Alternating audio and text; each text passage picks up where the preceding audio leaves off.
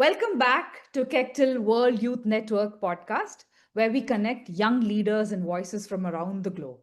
Today, we have two very special guests joining us all the way from Kazakhstan.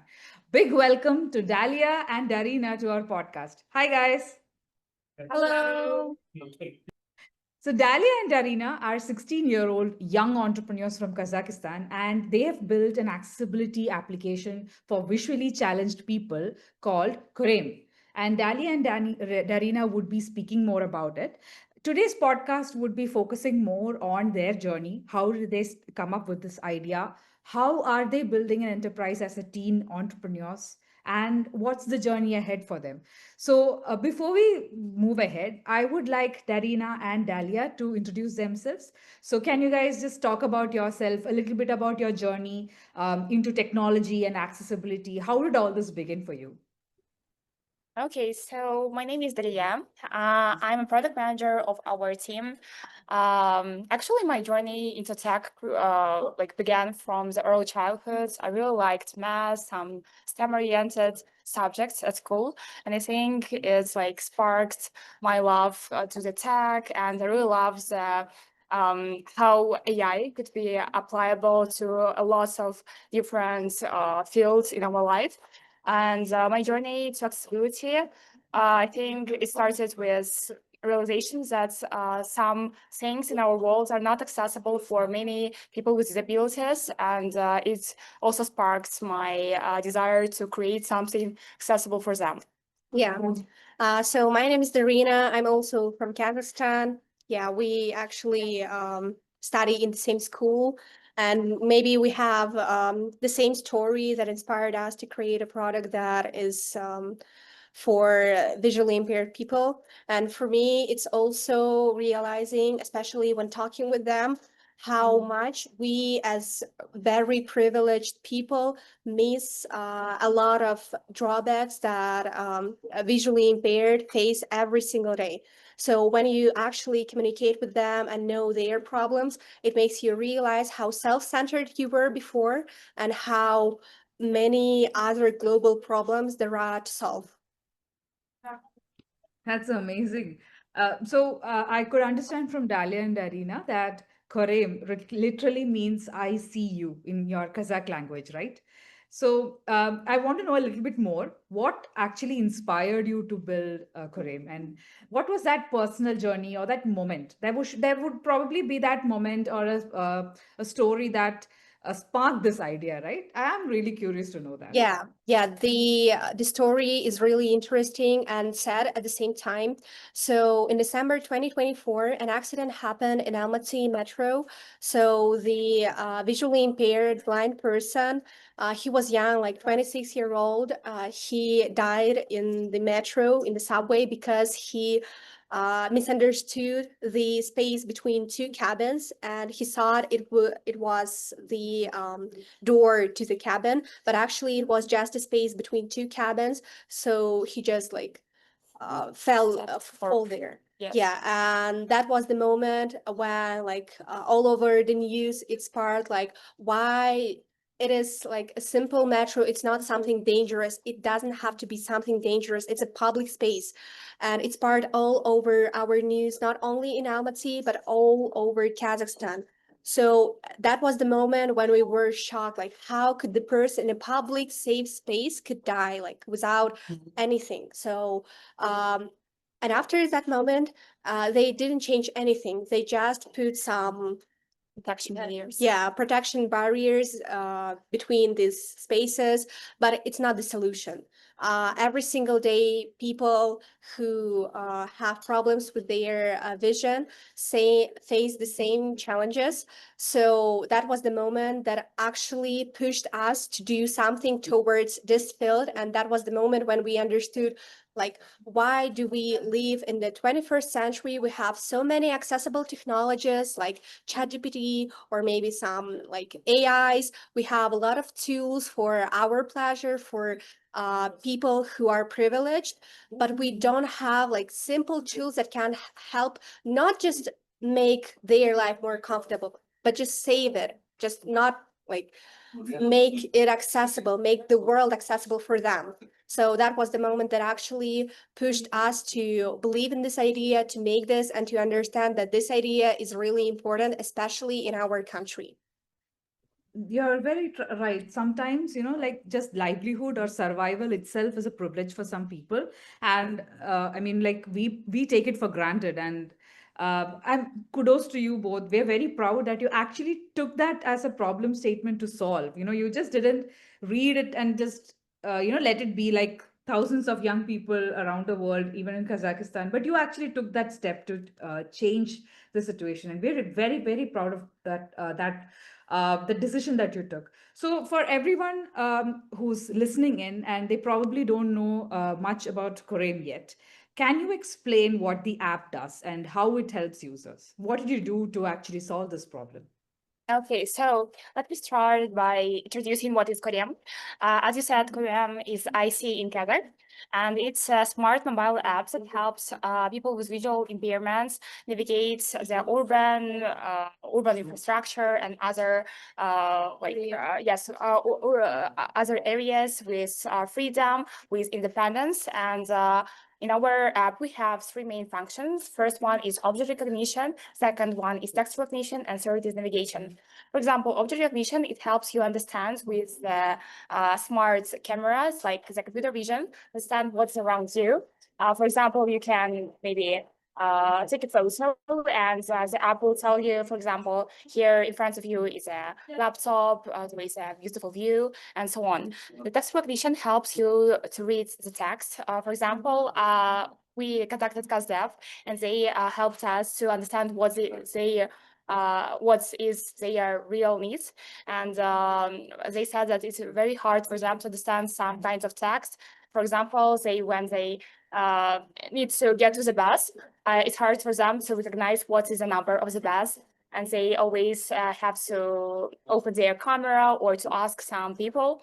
And for this problem, we created this kind of function, text recognition. It helps understand menus, some other numbers like bus numbers and so on. And the third is this main function of our app is navigation tool. For example, if you want to go somewhere, if you want to get from the point A to point B, for example, you can say, hello, give me direction to the, I don't know, to the bus stop, yes, to the one bus stop. And it can say, for example, the direction calculated, please proceed forward. For example, in front of you, there is a table, please step back or something else. And by this, it can navigate you through the urban infrastructure and other obstacles. So for us, it's very useful tool because all of these functions wasn't created from the air or from our imagination. It was only created through the feedback, through the reviews that visually impaired people sent us. That's amazing. I mean, can you also dig a little deeper and tell us what's something very unique about the voice assistants that you have in your application? So the question comes from the point that we do have a lot of accessibility apps already, and we can also have voice, from Google Maps or other applications that are already existing. So this is just to put a little bit more perspective for the listeners. What is very unique about what you're doing? Yeah, so the uniqueness is first of all the combination of different functions in one app. So you don't have to have a lot of applications that can help you. It's first of all. Second of all, in Kazakhstan, there are not many tools for this problem. First of all, because our language is not really popular around the globe. So some popular applications are either not available in Kazakhstan for some reason. I don't know why. And the second, even if they're accessible to Kazakh people, they don't have Kazakh language, which is crucially important for our population. So that is the second factor. And the third factor is our unique function navigation, because AI started blowing up not so long ago, like 3 years ago, maybe 2 years. There are not so many tools that use AI to solve this problem. And that is why we utilize this opportunity to create a unique product that will actually help to combine different functions in one application and make the world more accessible. Yeah. That's cool. I mean, the first point that you mentioned about the language, that's also something that we had recognized inside Kectil ourselves. So, program has been in English for a very long time, and then we realized that we do have the technology, we do have AI, and a lot of support that we can use to really make this multilingual. So, we have taken one step ahead and started to make Kectil available in Spanish very recently. Kectil AI is called Kai. So that's one thing that we have ourselves, tried to utilize through tech. And so, which brings me to the next question. At your age, especially teenagers, there are a lot of people who use technology. Like they explore it just for fun, or just as you had mentioned, ChatGPT, or even any other technology, games, VR, AR. Everything is mostly used for entertainment by young people, and there are very less people who would actually sit and think about how can we like change this and use this for some other purpose. So just like how I said about Kectil AI, this idea came from young people who were inside the Kectil program. They were like, hey, why don't we use this for getting this program to more and more people? And that sort of innovative ideas come from very very small amount of population of young people, and you guys are one of them. So what made you actually take that first step towards using technology and starting a real project? It now has become an organization, a company. So what was that? How did you get that energy to actually start something? What was your mindset during that time? I mean, I completely recognize it's a mindset. So I want you to talk about that. Yes, of course. Actually, as Darina said before, it was all started from this accident that happened. It was like a big shock moment for all Kazakh people, especially for us, because we personally live in Almaty. We personally use this metro station, and for us it was like a shock how this kind of like simple situation can happen still in the 21st centuries. Because like imagine we have so many different tools. We have so many cars, I don't know, technologies for people, but at the same time we forget about like vulnerable groups of people like visually impaired. And after, for example, as Darina said, they place this kind of protection barriers. It made us think why we are still solving not like the roots of the problem. We are solving just some like superficial problem, because we are not thinking deeper. Because the deeper problem is that people cannot orient, cannot navigate the urban infrastructure, and that sparks something in us. And because of this problem, I think we have this kind of passion, like this genuine passion to our project, because it's not just our imagination, it's not just like, I don't know, projects for universities or something else. It's our real passion that we want to solve this problem because we see this problem. We talked with so many people, like when we just met this problem, we just met this like accident. We haven't thought about like how was it, and we just, of course it's made us emotional, but at the same time when we started to talk with visually impaired people in our test dev, it sparked something in us. It's like we realized how many people are so vulnerable in our time, and we understood that we need to solve this problem. I think this moment made us so, I don't know how to say, strong, yes, inspired, strong towards our goal to make the world accessible for visually impaired people. Very cool, very cool. So, what stage are you right now in with your startup? Is it a testing phase, or have you started to pilot it, or are you in a scale mode? Yeah, so right now we're still developing our MVP because the functional is really hard to make it possible, especially when we are just coolers. We do not have any higher education to make a super tool in just 2 weeks. That is why we're still working to make it a really good quality. And that is why like 80% of MVP is now working. That is why we're just now started preparing for the pilot testing. We are planning to do this beta version testing, and after maybe do some feedback, apply some feedback on our function list, maybe change something, maybe enhance something. Yeah, that is now our stage that we are currently working on. That's cool. So I don't know if you guys know, I'm also an entrepreneur. I'm actually building an organization which is in the educational technology space. But I started my enterprise in my 20s. So that's mostly around a decade after the age that you decided to become entrepreneur. So I'm really excited to know how it is for you guys in that age, in this age, as teenagers, to really build an organization, because you're going through the same journey that I took up as a proper adult in my 20s. So I'm thinking that the challenges that you're facing, or the like the energy that you're getting, all of this is like tenfold, and I'm pretty sure that's the case too. So I just want to know, building a technology solution as a teen entrepreneur, especially as a teenager, what are some of the hardest part of the journey, and what are some of the euphoria, so the best parts of the journey, like the positives and the negatives of this your face right now? So the best parts of our journey, I think, would be probably the moment when we see how our ideas can become alive and become impact. Because I think this is the most rewarding moment when you see that you can actually help the people, you can actually solve the problems that really triggers you, that was triggering you for a long time.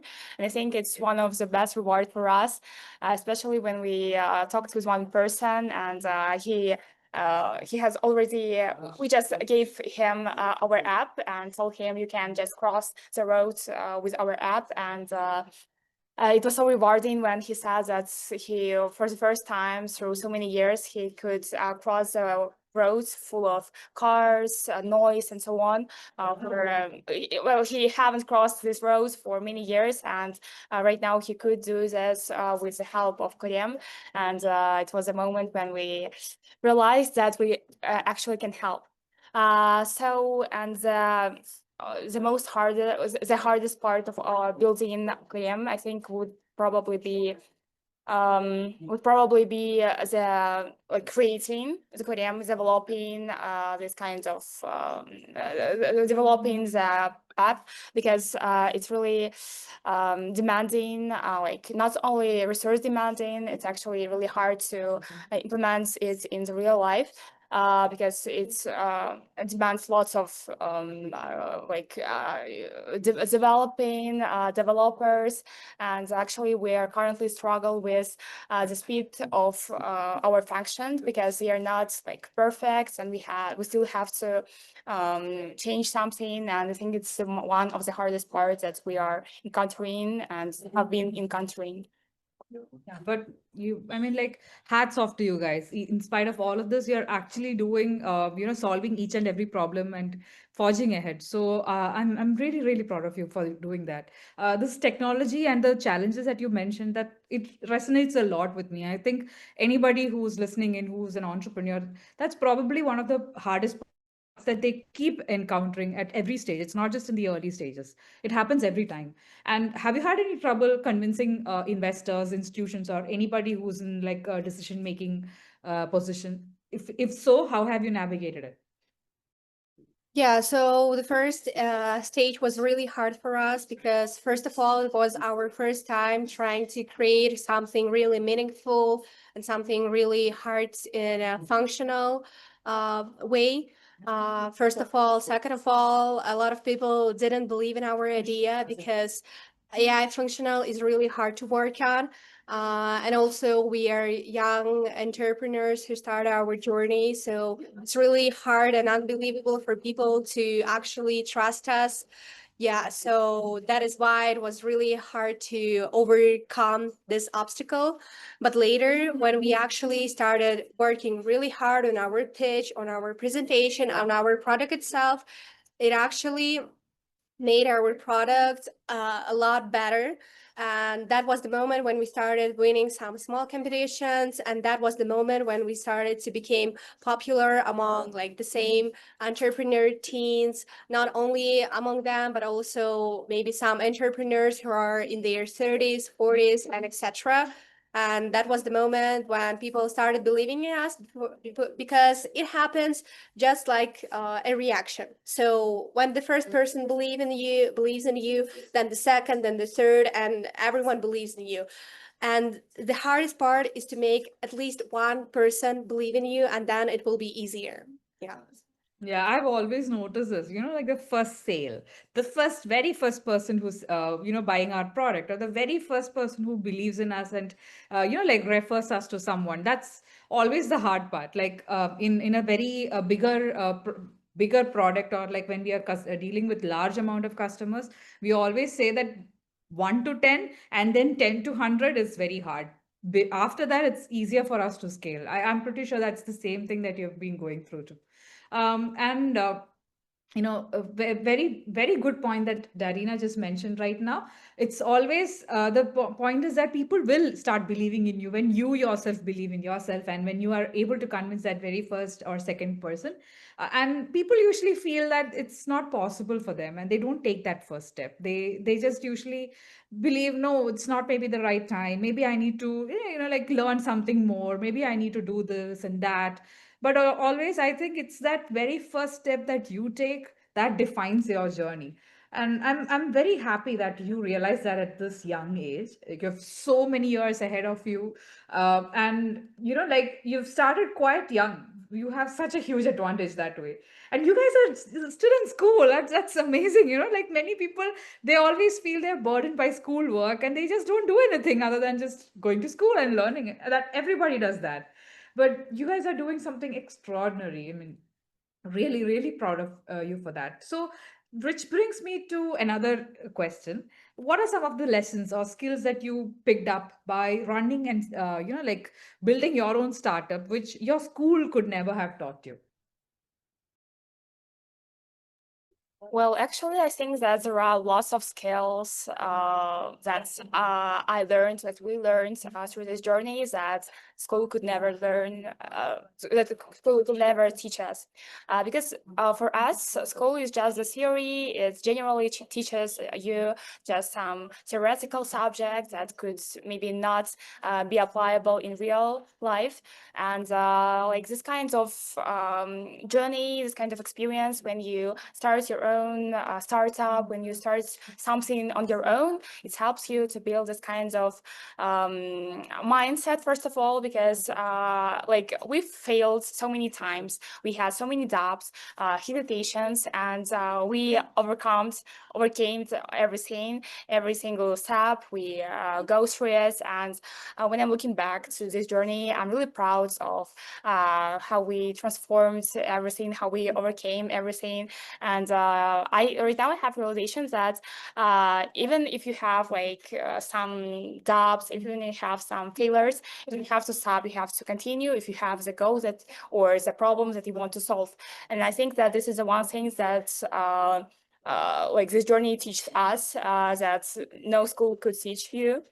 Secondly, I think that some maybe practical skills that are really useful in our life. For example, pitching to investors. Actually, it's a very hard part that we learned for a long time, because like pitching towards like someone who is much bigger, like mentally bigger, who is much wealthier than you, it's very scary. And so when we had our first pitches, it was like very not something, it was like demanding. We was really scared of them.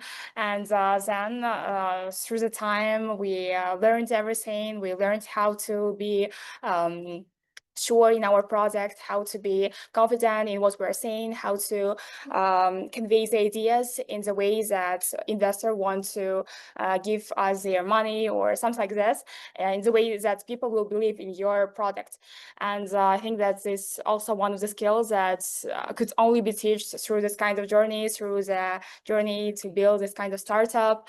And maybe some other practical skills like pitching, maybe some leading a team, creating the product, maybe writing a code, creating the prototypes, like UI UX design. All of these practical skills cannot be taught at school, no, especially in like our Kazakhstan schools, Kazakh schools.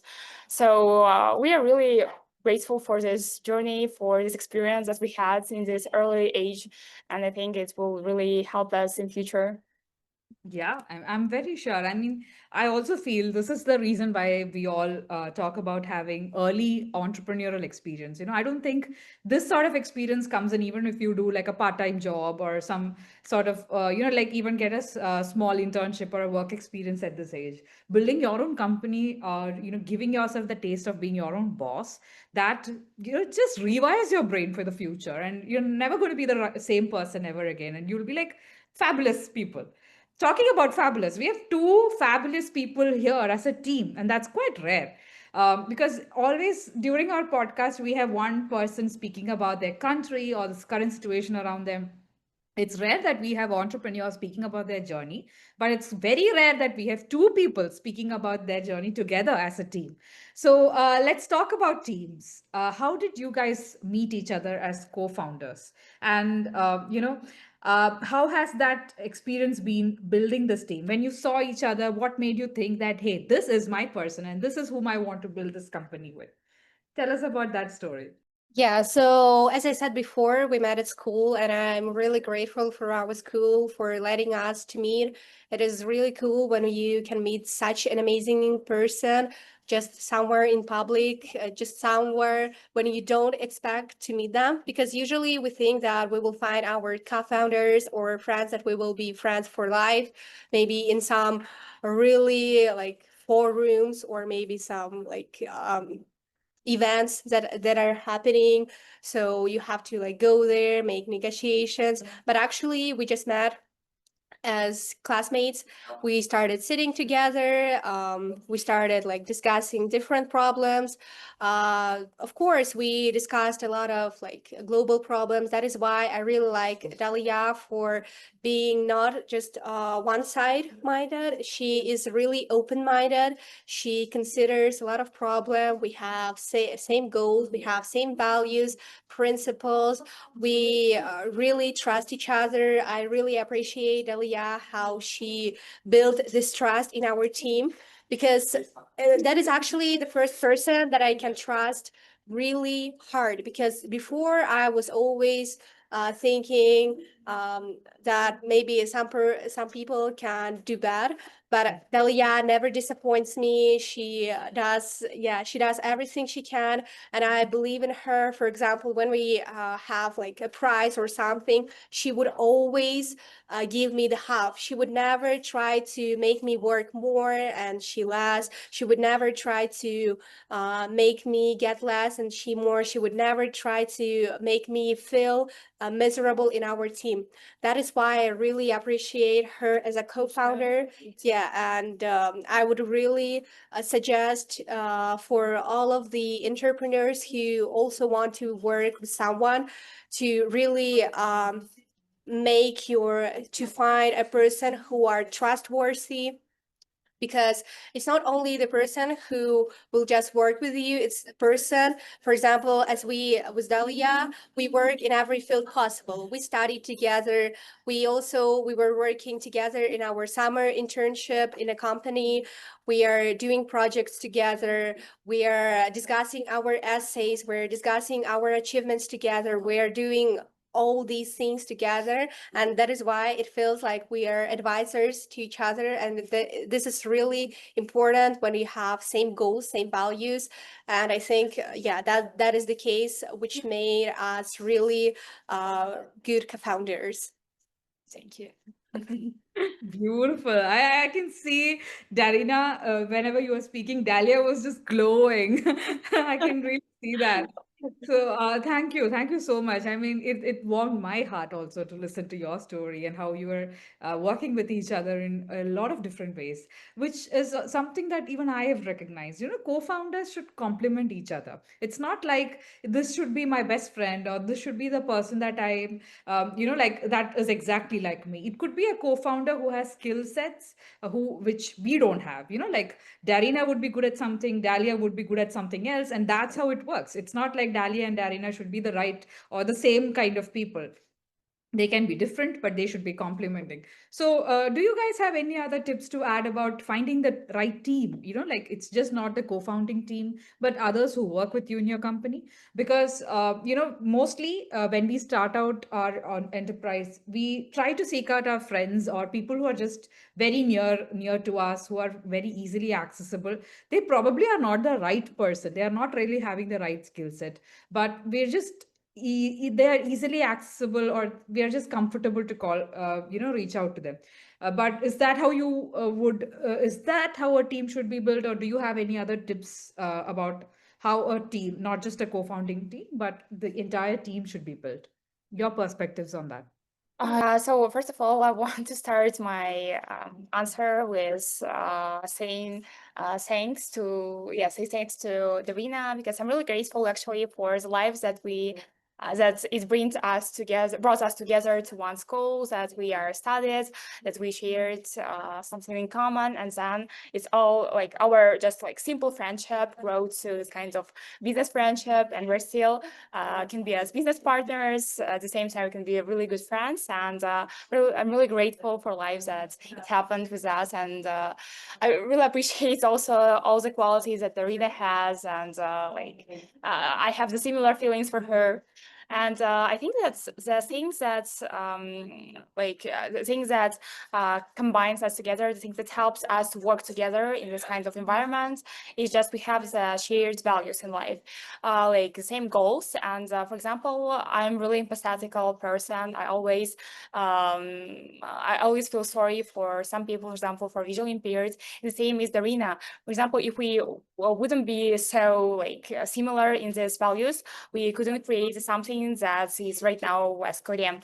And I think that this is the things that brought us together to this work, because we both have the same values. We both have this kind of empathy towards this kind of problems that we want to solve.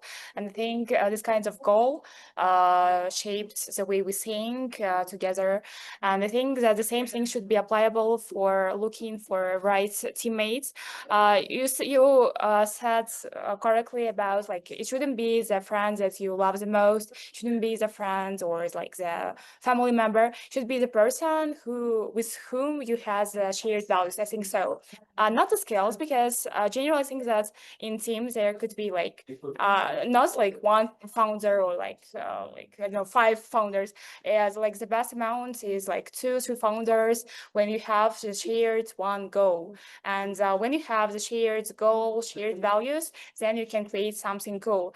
And then after when you have the right co-founders, when you have shared goal, then you can add other team members with other appropriate skills that could make your products even more better.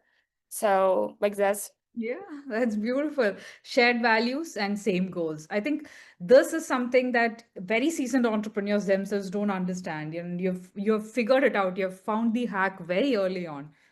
Amazing job, guys. And so, which brings me to another question. People usually assume entrepreneurship is for adults. Like, you are teenagers, you're not adults yet, but you're young people, and probably people don't assume that young people can build amazing successful enterprises. But there is definitely something as teenagers you bring to the table that older entrepreneurs are not probably able to do. Is there something that there is an advantage as a teen entrepreneur that an adult or an older entrepreneur might probably miss out, or they're not able to bring onto the table? Is there something like that? Yeah, of course. In my opinion, it is a fresh view on the problem, because we are different generations. We have different values. We have different abilities to see the problem, to solve it, to understand how to work on it. And that is why I think teenagers and entrepreneurship is really important, and not just in 2025. Yeah, it will be important in every year, in 2030, in 2040, in 2050, in every year, because every year there are new generation, there are new people being born, and that is why it is really important to support all the system, not only with adults, because the most the bigger part of our customer development were kids that were our age. We were talking with them in their school, the school for visually impaired people, kids. That is why, I think that was really our advantage over maybe other adults startups, because kids trust other kids more, because we understand them. We face same challenges, some challenges. Of course, we maybe we are interested in same fields. We listening to the same music. All of this combined, making us really well connected in this kind of way. That is why I think maybe if it was an adult, of course, a lot of kids would be more closed. They wouldn't be so open about their problems. They would be shy, and maybe some other problems with this CASDEF. But when there are kids who are your age, you are literally studying in the same class. Yeah, it is really cool that we can talk with them, that we can really see this problem from the root, and also see some problems with fresh view, as someone who are newborn, who are consuming different content, different social media and other stuff. Yeah. Yeah, that just underlines the fact that, like if young people need a certain solution, young people themselves have to build. Yeah. Yeah. Right? Yeah, well, I mean, like, I totally agree with that point. And the generation gap itself is a big thing. You understand what the younger people really need right now, and they are also consuming, or rather, they are getting the same things that they want, they perceive. So, this is also the real reason why teenage entrepreneurs or younger people should start to actually build. And I totally agree with your point of view there. So, in this journey, especially with KOREM, was there a day or any success story? You've shared a lot already, but is there some other stories that we can listen to that made you feel like, yes, this is why I am doing it? Because I know that you're going to a lot of schools, you're going to meet a lot of people, you are interacting with people who are your customer base. So I'm sure you've come across a lot of stories that are very heartwarming. Is there a story that you would want to share about, that moment that you felt like, yes, this is really cool. That sort of a moment that you want to share with us? Actually, I would say that it's something that we've told before. When I first realized that this is a moment, this is what I should do. This is why I started it. It's the moment when we conducted our COSDEV, when like these kids told us about their struggles, about their difficulties in life, and it really sparked something in us that we're actually doing the right thing. We're actually solving the right problems that should be solved in our life. And like the world right now is missing it, and we always overlook some kind of these problems that are not related, that are not connected to us. And when we first talked with these people, with these kids, when they shared their difficulties, it really helped me to understand it. That is why I started it, and that is why I need to continue working on it. And I think that the second moment when I said that, oh my God, that is why I'm doing it. It's when, like I said, the man crossed the road for the first time through the years with the help of KOREM, and it's really helped me to understand that my idea could become impact, and like it's actually everything that you're saying, everything that you have in your vision can become you can implement it into the real life. I think that is why right now I'm thinking that is where I should have been. Yeah. Yeah, and I mean, like you had already described that story, and I'm very sure it would have felt really cool when someone's actually using your technology, using your solution, and like that life-changing moment for them is a life-changing moment for you too. So, what if I give you like unlimited amount of funding, like unlimited amount of money, limitless technology? What would you do new with KOREM? Is there something innovative that you want to try with KOREM if everything is open to you?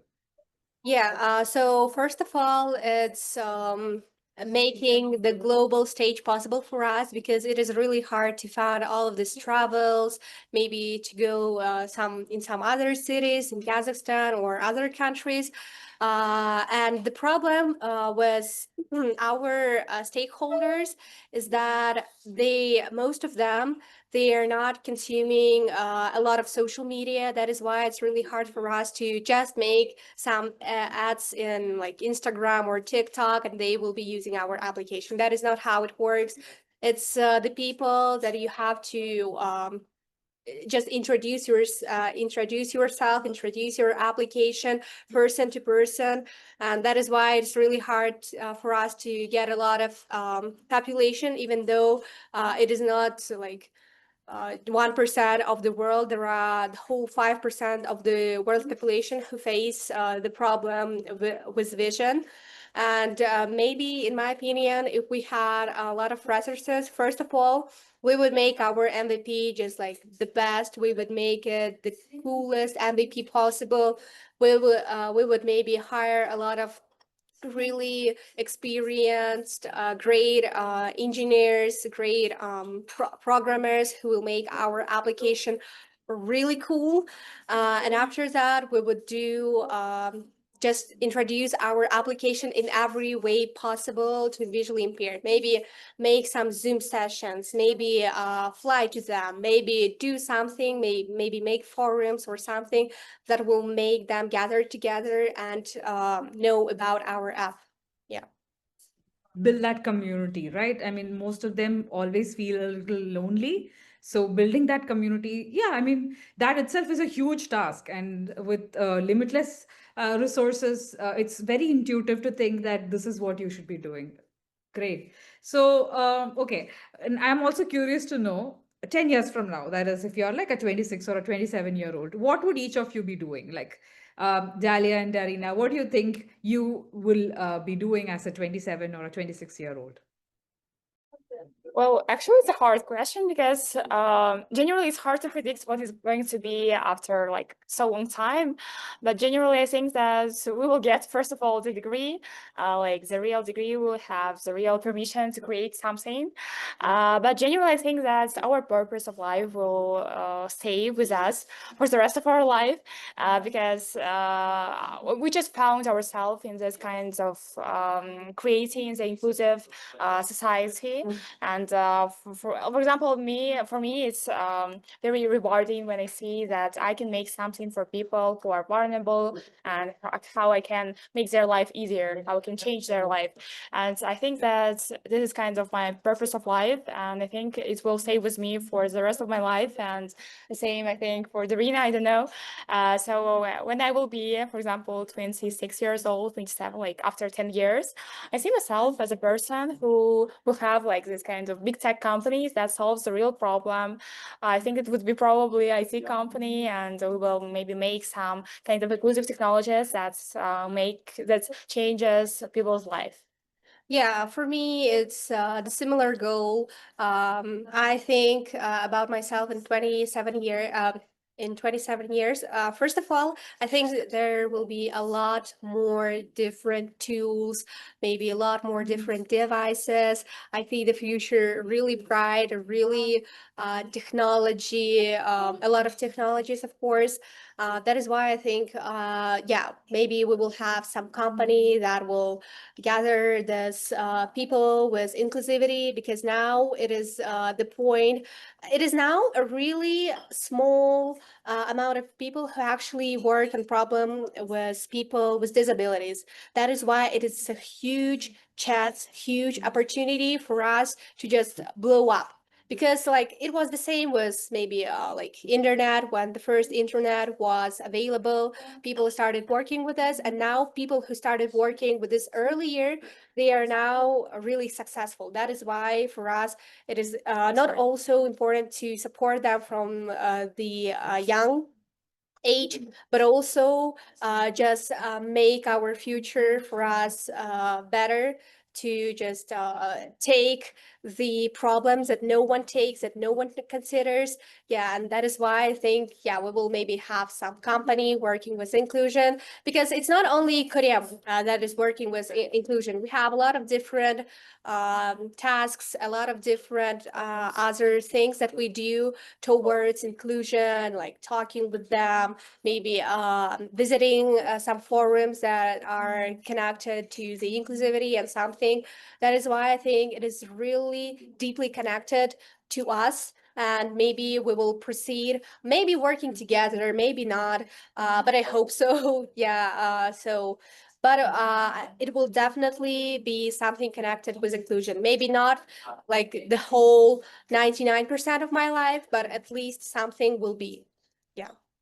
Such a beautiful perspective, both of you. And I'm really happy that you already have a very good idea. I mean, like, plans change, things change. And as you said, technologies change too. So everything can keep evolving. And even we ourselves, we change as people every 5 years, apparently. So it can all be different. But if you have that vision and if you know that, hey, this is where I'm going to get, you'll definitely be in the right path. And I also agree with your point. It's when you're building in inclusivity and like trying to create solutions for social good, you can always collaborate. It just doesn't need to be just you working in this area. It can be other people with the same, as you said, shared values and similar goals. You can collaborate, you can always come together. So I really like that perspective. And so there definitely would be more young innovators in this space who want to build something with technology for social good, and that's not easy at all. What you're doing is really, really cool. So, any advice, word of advice for people who are trying to build, innovative solutions with technology for social good, like you guys are doing? Well, I would say that you have to start with empathy, with finding the real problems that triggers you. I think it's really important for creating something for social good, as you said, because when you're creating something like for social good, you don't make like the like immediate profits from us, like as like some startups as profit oriented. So I think that's really important to find these kinds of goals that sparks you, that keeps you motivated, that keeps you pushing forward. And first of all, this one. And secondly, I think that you shouldn't wait for the right moment. You shouldn't wait for getting degree. We shouldn't wait for, I don't know, something that will push you forward, something that will help you to do something. No, for example, we are like 16 years old. We don't have any like special skills. We don't have any special degree. We don't have the right timing. But we started because something we had this kind of passion that like we couldn't we couldn't not do it. I don't know how to say it. Like we had this kind of feeling that we should solve this problem. I think that this thing, you have to find the things that helps you to start like right now. And I think that the hardest thing that's in building something is to start. And when you start, just make the first step. It will somehow keeps you moving forward. Yeah, because if you don't make these first steps, it will always you won't even think, you won't even start. And so yes, of course, don't be afraid of some failures. You have to continue if you have this kind of goal. You have to be persistent. You have to be persistent to your goal and never forget about why you started this journey. Beautiful. Yeah, amazing. That brings us to the end of this podcast today. I really, really enjoyed our conversation. I really didn't want to stop. You guys are like amazing. Your vision about the world, your values, and the way that you want to build solutions for inclusivity. That's really amazing. And I'm pretty sure a lot of young people who are listening into the podcast today, they have been inspired to just get up and do something, like take that first step. So as we close, Daliya and Darina, any last message or some words for the young people who are listening in? Anything that you would want to share before we, close the podcast? Yeah, of course. So the phrase that we always use when we work together, maybe when we are demotivated, when we don't want to work or move towards, it is the phrase. Maybe it is really weird in maybe it is weird, but the phrase is no changes lead to no changes. So what does this mean? It is when you don't change anything, nothing will change. And it's not just, oh, there will be no negative, no positive. It's not bad. No, it is actually bad because time passes, new technologies are being made. That is why when you see some problem, when you want something to change, when you see not just about like inclusivity, about like projects or work, anything in your life, just anything in your life that you see and you don't like it, you want it to be changed, change it yourself. Take the ownership, take the problem.